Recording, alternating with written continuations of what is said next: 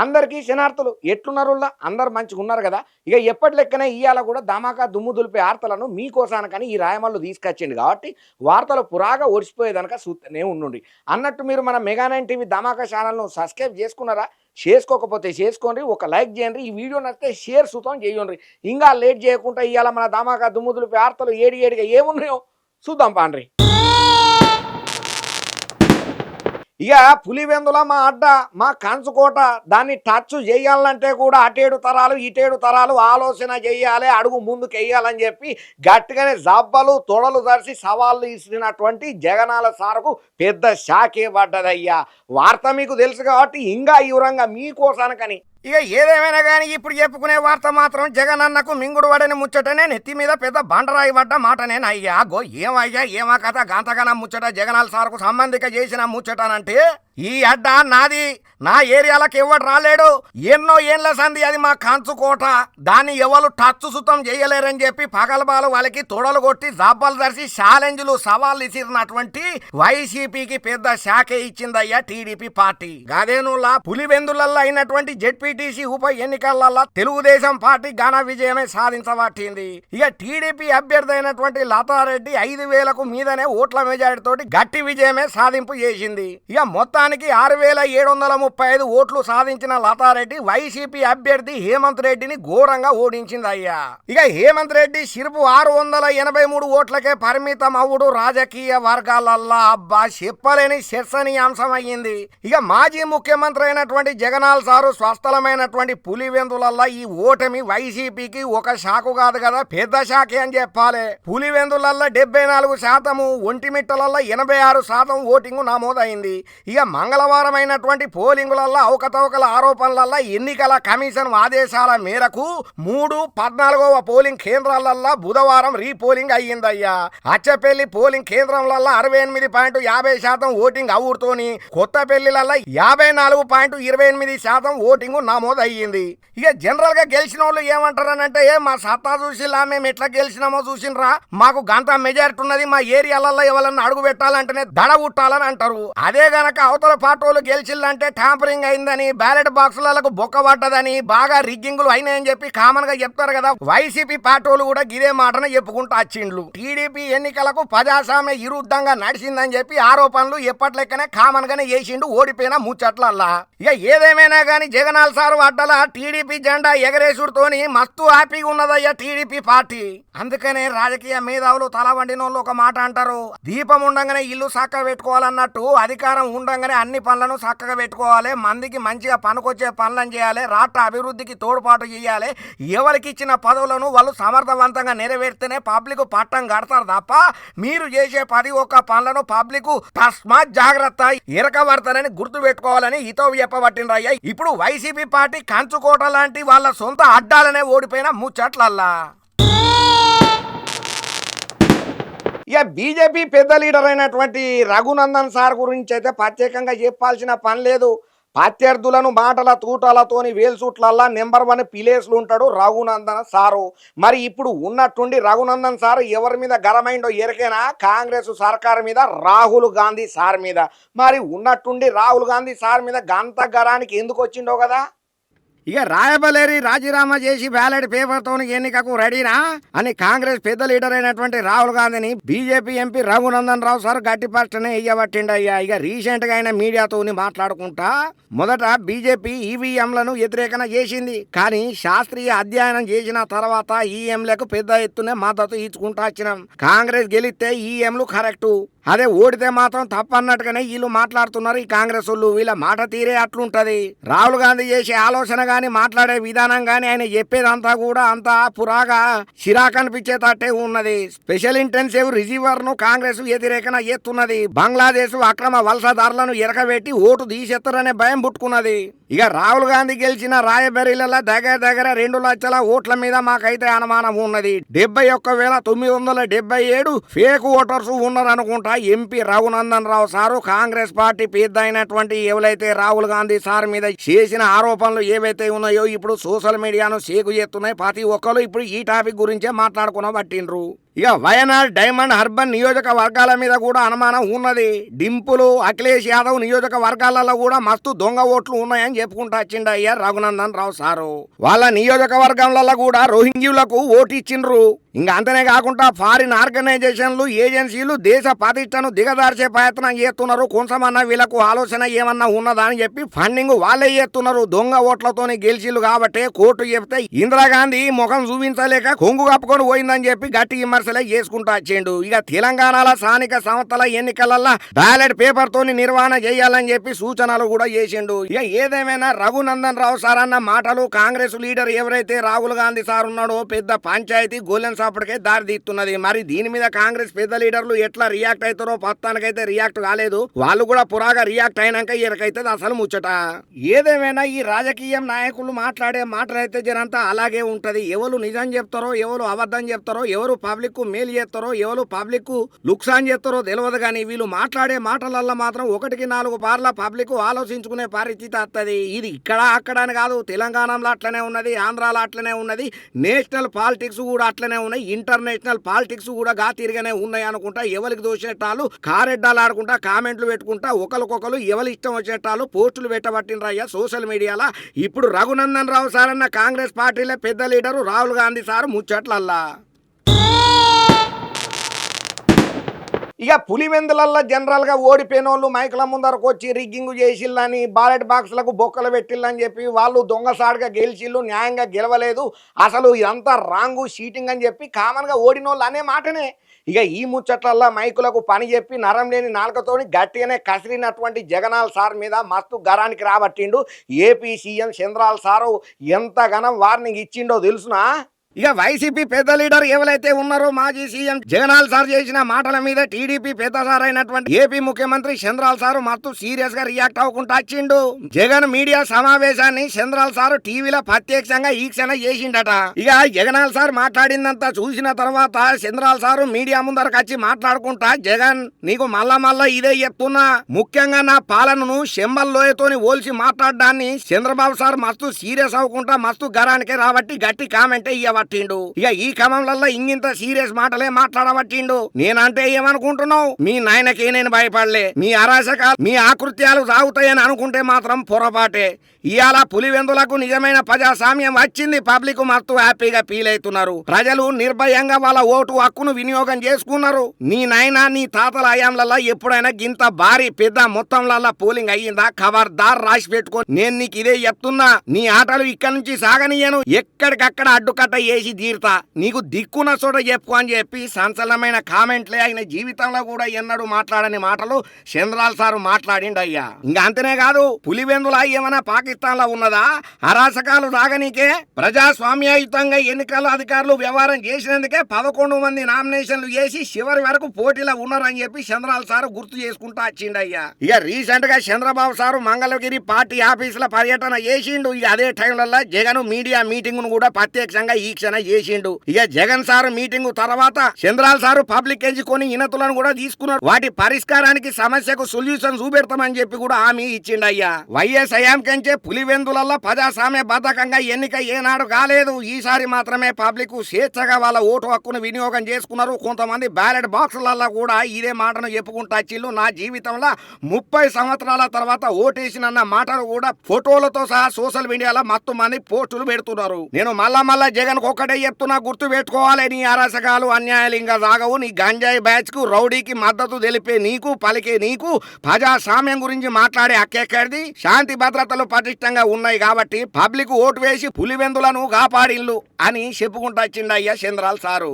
ఏదేమైనా జగనాల్ sir కంచుకోటైనటువంటి YCP పార్టీకి పెద్ద దెబ్బనే పడ్డది. టీడీపీ ఇంత భారీ పెద్ద ఎత్తున ఫోకస్ పెట్టి గెలుచుడుతోనని చెప్పి మస్తు మంది తారీఫ్ చేసుకుంటా కితాబులు ఇవ్వబట్టిండ్రు. ప్రతి ఒక్కరైతే సంబురంలోనే ఉండబట్టిండ్రయ్యా. ఇక మందు బాబుల కోసానికని చెప్పి కిక్కిచ్చే ముచ్చట చెప్పిందయ్యా ఏపీ సర్కారు. అగ్గో ఏమయ్యా, మందు రేట్లు ఏమైనా తగ్గినాయా లేకపోతే కొత్త బ్రాండ్లు ఏమన్నా వచ్చినాయని డౌట్ అనుమానాలు వద్దు.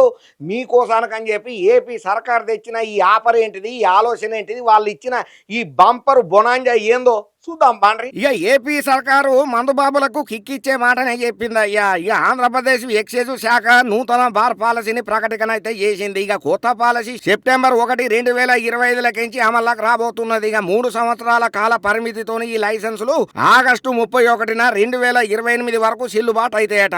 ఇక పొద్దుగాల 10 గంటలకించి రాత్రి 12 గంటల దాకా బార్లు నిర్వహణ చేసుకునేందుకు అనుమతి సుతం ఇచ్చిందయ్యా. ప్రస్తుతం రాష్ట్రంలో 800 బార్లకు నోటిఫికేషన్లను అయితే జారీ చేసింది. ఇక అదనంగా గీత కులాలకు ప్రత్యేకంగా 84 బార్లను కేటాయింపు చేసింది. ఇక ఈ quota star hotels, micro breweries, airport బార్లకు అయితే వర్తన చేయదట. ఇక కొత్త పాలసీ ప్రధానంగా పారదర్శకత, సామాజిక సమతుల్యత, ఆదాయము పెంపు లక్ష్యాలుగా ఎక్సైజ్ శాఖ చెప్తున్న మాట. ఇక ఎంపిక మొత్తం లాటరీ పద్ధతిలలోనే అయ్యిందట. ఇక ఒకరు ఎన్ని అప్లికేషన్లు అయినా చేసుకోవచ్చు, పెట్టుకోవచ్చు. అందులో ఎటువంటి డౌట్ అనుమానం లేదు. అయితే ఒక బార్ కు కనీసం 4 అప్లికేషన్లు రావాల్సిందే. ఇక కొత్త పాలసీల గీత కులాలకు 84 బార్లు ప్రత్యేకంగా కేటాయింపు చేస్తారు. ఇక వీటి కోసానికని చెప్పి ప్రత్యేకంగా నోటిఫికేషన్ ఇస్తారయ్యా. ఇక ఈ కేటాయింపులు A4 మద్యం దుకాణాల రిజర్వేషన్ పద్ధతిలోనే అవుతాయని చెప్పి అంటున్నారు. ఇక ప్రస్తుతానికైతే ఈ బార్లకు లైసెన్స్ ఫీజు ఓపెన్ కేటగిరీ రేటుకు 50% మాత్రమేనట. ఏదేమైనా కానీ ఏపీ సర్కారు మందుబాబుల కోసానికని చెప్పి ఇచ్చినటువంటి యాపరకైతే ప్రతి ఒక్కరు మందుబాబులు మస్తు తారీఫ్ చేసుకున్నా కితాబులు ఇవ్వబట్టినరా అయ్యా. అరే రైతులకు అన్యాయం జరుగుతుంటే మేము అడ్డుకుంటే మమ్మల్ని అరెస్టు చేస్తారు, ఇంకా మా లీడర్లను కూడా అరెస్టు చేస్తారు. గిదెక్కడి అన్యాయం, గిదెక్కడి పాలన, గిదెక్కడి రాజనీతి అనుకుంటా గట్టిగానే గరానికి రాబట్టిండు కాంగ్రెస్ సర్కారు మీద, రేవంత్ సారు మీద కేటీఆర్ సారు. మరి కేటీఆర్ సారు ఎందుకోసానికని గంతగనం గరానికి వచ్చిండో రేవంత్ సారు మీద వార్త పురాగా ఇట్లనే చెప్తే ఎట్లా చూడాలి కదా. చూద్దాం పాండ్రి. ఇక బీఆర్ఎస్ ప్రధాన కార్యదర్శి ఎవరైతే ఉన్నారో ఆర్ఎస్ పవన్ కుమార్ సార్తో సహా ఇంకా కొంతమంది లీడర్లను అక్రమంగా అరెస్టు చేసేదాని మీద మత్తు గారానికి రాబట్టిండు, ఖండన చేసుకుంటా వచ్చిండు మాజీ మంత్రి BRS working president KT Rama Rao sir. ఇక పోడు భూముల పట్టాల కోసానికని ఉద్యమం చేస్తున్న కొమరం భీం ఆసిఫాబాద్ జిల్లా దిందా రైతన్నలకు మద్దతుగా నిలిచినందుకు అక్రమంగా అరెస్టు చేసేదాన్ని తీవ్రంగా ఖండన చేస్తున్నానని చెప్పుకుంటా వచ్చిండు BRS working president KT Rama Rao sir.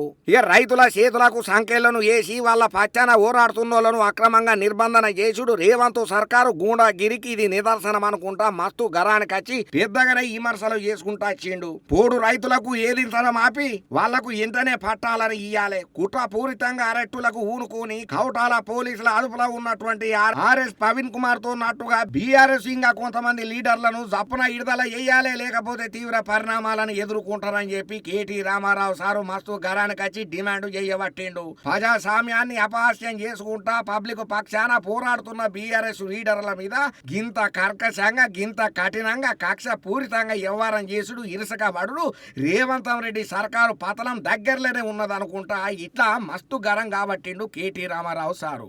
అసలు గంతగానం మా లీడర్ ను అరెస్టు చేసేంత తాపుగా ఆయన ఏం చేసిండు? దిందాపోడు రైతులను అరెస్టు చేస్తుంటే దగ్గరికి పోయి ఎందుకు ఇట్లా అరెస్టు చేస్తున్నారు, అన్యాయం కదని చెప్పి ప్రశ్నలు వేసినందుకు బీఆర్ఎస్ ప్రధాన కార్యదర్శి ఆర్ఎస్ పవన్ కుమార్ ఇంకా కొంతమంది లీడర్లను గిట్లా అడ్డుకొని అక్రమంగా అరెస్టులు చేస్తారా, మీ టైం నడుస్తున్నదని చెప్పి, మీ రాజ్యం నడుస్తున్నదని చెప్పి, మీరు అధికారంలో ఉన్నారని చెప్పి గిట్లా రెచ్చిపోతున్నారు. తస్మాత్ జాగ్రత్త, రాబోయే రోజులలో మీ పతనం అయిపోతుంది, మేము అందలం ఎక్కుతాం, అధికారంలోకి వచ్చిన తర్వాత మీ సంగతి ఒక్కొక్కలకు వడ్డీతో సహా ఇస్తానని చెప్పి గట్టిగానే గరానికి రాబట్టిండు కేటీ రామారావు సారు.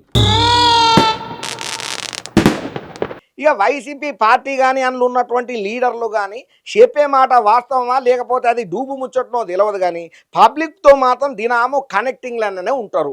మరి ఉన్నట్టుండి అంబటి రాంబాబు సార్ వార్తలకి వచ్చిండు. దీని మీద కూటమి సర్కారు మస్తు గరానికి వచ్చింది. చంద్రాల్ సారు సీరియస్గా ఉన్నాడు, ఎన్నికల కమిషన్కు కూడా కంప్లైంట్ ఇవ్వబోతున్నాడట. హగ్గో అంబటి రాంబాబు సారు గంతగానం ఏం పని చేసిండు అంటారా?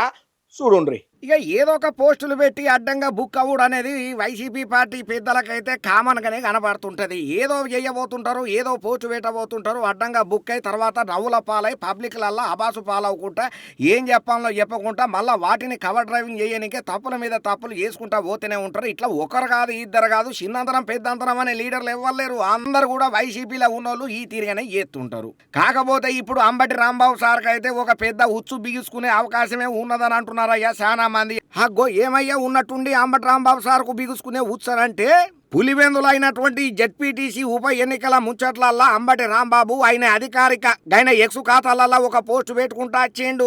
ఆ వీడియో మాత్రం పెద్ద దుమారానికి దారి తీసేటట్టే కనబడుతుంది. అధికార పార్టీ అంబటి పోస్ట్ చేసినటువంటి ఈ వీడియోను పట్టుకొని వైసీపీ మీద విమర్శల దాడి గట్టిగానే ఎత్తున్నారయ్యా ప్రతి ఒక్కరు. అయితే పులివెందుల ఎన్నికల టైంలల్లా వైసీపీ డిపాజిట్ కూడా దక్కకపోయేసరికి మస్తు డిప్రెషన్ లో పోయి ఏమేమో మాట్లాడుతున్నారు. ఎవరికి దోసినట్టాలు మైకుల ముంగట కారెట్టాలు ఆడుకుంటా ఏదో బ్యాలెట్ బాక్సులకు బొక్కలు పడి అన్ని తప్పిదాలు జరుపుకుంటా ట్యాంపరింగ్ అయిందనుకుంటా రిగ్గింగ్ అయిందనుకుంటా ఏందేందో మాట్లాడుతున్నారు కదా. ఇక అధికార పార్టీ టీడీపీ ఏకపక్షంగా విజయం సాధించింది. వాళ్ళేమో నిజాయితీగా సాధన చేయలేదు, అంతా రిగ్గింగ్లతోనే వాళ్ళు గెలిచిలు తప్ప దమ్ము ధైర్యం లేక దొంగసాటుగా గెలిచిలు అన్నట్టుగానే వైసీపీ లీడర్లు ఇప్పటికే సోషల్ మీడియాలల్లో వాళ్ళ ఛానళ్లల్లో పోస్టులు గట్టిగానే పెడుతున్నారు. అయితే ఈ ఎన్నికలలో టీడీపీ గెలుచుతోని అంత అక్రమాలు బాగానే జరిగినాయి, అందుకనే వాళ్ళు గెలిచిల్లని చెప్పి వైసీపీ గట్టి ఆరోపణ చేస్తున్నది. ఇక ఈ ముచ్చట్లల్లా కోర్టుకు కూడా సవాలు చేసిందయ్యా. అసలు మాజీ సీఎం జగన్, కడప ఎంపీ అవినాష్ రెడ్డి లాంటోళ్ళు పులివెందులల్లా అసలు ఎన్నికే జరగలేదని చెప్పుకుంటా టీడీపీ విజయాన్ని తక్కువ చేసి తప్పుడుగా చేస్తున్నారన్న మాటలు గట్టిగానే వినబడుతున్నది. మరి ఎక్కడ గొల్లెన్ సప్పుడు అయిందో తెలియదు కానీ మాజీ మంత్రి అంబటి మాత్రం ఒక పాత వీడియోను ఆయన ఎక్స్ పోస్టులలో పెట్టిండన్న మాటలు అడ్డంగా బుక్ అయిందన్న విమర్శలు కూడా గట్టిగానే వినబడుతున్నాయి. ఇక ఆయన ఏం చెప్పిండయ్యా ఇంతకు ఆయన పోస్టుల ముచ్చటానంటే ఈ జెడ్పీటీసీ ఎన్నికల ఫలితం కోయా పవిన్ ఐపీఎస్ కు అంకితం అని అనుకుంటా ఒక వీడియోను పోస్టు చేసిండు. మరి ఇంతకు ఆ వీడియోలో ఏమున్నదయ్యానంటే చెప్పుడెందుకు మీ కళ్ళతోని మీరే పురాగా చూడుండ్రి మన ధమాకా దుమ్ముదులిపే ఆర్తలల్లా ఎడిటర్ తమ్ముడు. ఒక్కసారి ఆ అమూల్యమైనటువంటి వీడియోను ఇడుసునన్నా.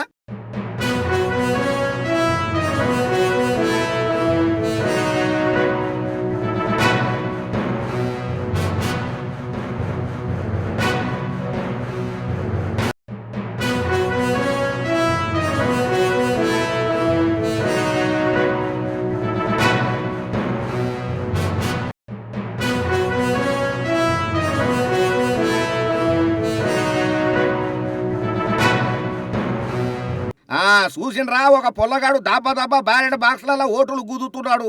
అయితే ఆ వీడియో ఇప్పటిది కాదు ఎప్పటిదో అని చెప్పి అసలు పులివెందులకు సంబంధించిందే కాదని చెప్పి టీడీపీ చెప్తున్నది ఒక పక్కన. అసలు ఈ వీడియోను ఏపీ ఎన్నికలకు సంబంధిక చేసింది కాదని చెప్పి బలమైన వాదన టీడీపీ ఓ పక్కన గట్టిగానే వినిపిస్తున్నది. మీకు కావాలంటే సాక్ష్యాలను సుతం చూపెడతాం. ఏపీలో జెడ్పీటీసీ ఎన్నికలకు పింక్ కలర్ లో ఉండే బ్యాలెట్ పత్రాలను వాడతాం, కానీ అంబటి పోస్టు చేసిన వీడియోలలో బ్యాలెట్ పత్రాలు పసుపు రంగులో ఉన్నాయి అనుకుంటా టీడీపీ వాదనలు గట్టిగానే ఇనబడుతున్నది. సాక్ష్యాధారాలతోని కూడా చూపెట్టేందుకు తయారుగా ఉన్నది. ఇంకా అంతనే కాకుండా ఈ అంబటి గారు పెట్టినటువంటి పోస్ట్ ఏదైతే ఉన్నదో ఆ వీడియో పశ్చిమ బెంగాల్ స్థానిక సంస్థలకు చెందినట్టుగా టీడీపీ ఫ్యాక్ట్ చెక్ టీం నిర్ధారణ చేసింది. మరి అంబటి సార్కు ఎక్కడ దొరికిందో ఈ వీడియో తెలియదు కానీ ఏమనుకున్నాడో ఏందో తెలియదు కానీ ఏ వీడియో పెట్టినా కదా గుడ్డ కలిసి ముఖం మీద వేద్దాం గీదిని ఎవరు పట్టించుకుంటారు అనుకున్నాడో ఏమో తెలియదు కానీ పబ్లిక్ లలో సింపతి కొట్టుకుందాం అనుకున్నాడో ఏమో తెలియదు కానీ ఏకంగా ఐపీఎస్ అధికారి డిఐజీ కోయా పవిన్ సార్ ను విమర్శన చేసుకుంటా వాళ్లకు ట్యాగ్ చేసుకుంటా వాళ్లకు అంకితం అనుకుంటా వీడియోను పోస్ట్ చేసేదాన్ని సర్కారు సీరియస్ గా తీసుకున్నది. దీని మీద ఎన్నికల కమిషన్ కు ఫిర్యాదు కూడా చేస్తామని చెప్పి టీడీపీ రెడీ అవుతున్నదయ్యా. అయినా ఏమున్నదయ్యా అంబటి గారు జీవితం ఇంతటితో అయిపోయిందా, కూరకొచ్చిందా బువ్వకొచ్చిందా, ఓసారి ఓడిపోయారు రెండోసారి గెలుస్తారు, ఏమున్నది గెలుపోవటంలోనేటి రాజకీయంలో సర్వ సహజమే. అయినంత మాత్రాన ఎక్కడెక్కడో వీడియోలు గిట్ల పోస్టులు పెట్టి తప్పులు చేసి అవతల పార్టీల మీద గుడ్డ కలిసి ముఖం మీద వేసే పద్ధతులు మానుకోవాలని చెప్పి హితవు చెప్పేటోళ్ళు కూడా లేకపోలేదు. ఏదేమైనా కానీ అంబటి రాంబాబు గారు చేసినటువంటి ఇడిచినటువంటి ఈ వీడియో మాత్రం సోషల్ మీడియాను మస్తు షేక్ చేస్తున్నది. టీడీపీ మాత్రం గట్టిగానే సీరియస్ గా తీసుకొని దీని మీద యాక్షన్ పార్ట్ కూడా రెడీ అవుతున్నది. అబ్బా మొత్తానికైతే ఈ రాయమల్లో తెచ్చిన కాడికి ధమాకా దుమ్ముదులిపే ఆర్తలను పురాగా ఒరసగొట్టిండు. ఒరిసిపోయేదాకా మీరు సుతం చూసిండ్రు కాబట్టి ఇంగిని మంచి మంచి ధమాకా దుమ్ముదులిపే ఆర్తలతో నేను అత్తనే ఉంటా, మీరు చూస్తూనే ఉంటారు అన్నట్టు. మీరు మన మెగానైన్ టీవీ ధమాకా ఛానల్ను సబ్స్క్రైబ్ చేసుకున్నారు కదా, చేసుకోకపోతే చేసుకోండి. తక్కువ టైంలో ఎక్కువ ఆదరణ ఎత్తున్నారు మీకు కోటి శనార్థులు. ఇంగిన్ని మంచి మంచి ధమాకా దుమ్ముదులిపే ఆర్తలతోని నేను అత్తనే ఉంటా.